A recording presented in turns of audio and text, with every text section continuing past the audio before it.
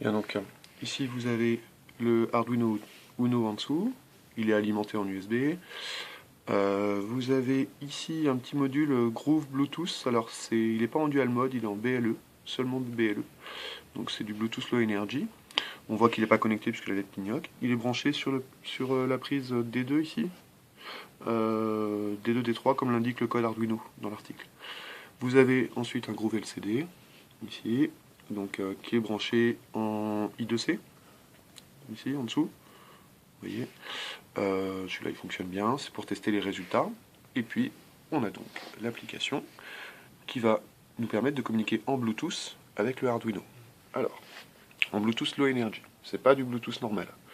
Donc ici, on ouvre l'application, on voit un bouton Connect en haut, on voit du texte, on peut rentrer, puis on voit un bouton Send pour envoyer.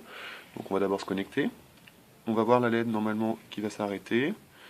Voilà, mon bouton passe au vert, la LED s'est bien arrêtée, donc la connexion est stable. Il faudrait recommencer si la connexion n'est pas stable.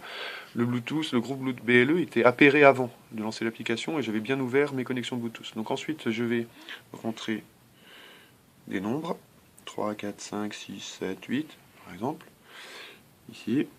Et puis, je vais envoyer avec le bouton Send et on va voir ce qui se passe sur l'écran. Donc j'envoie, et sur l'écran du LCD, on a toutes les secondes, tous les chiffres que j'ai envoyés. Voilà. Donc on peut récupérer des chiffres, des nombres en Bluetooth grâce au Arduino et grâce à cette application Ankivi.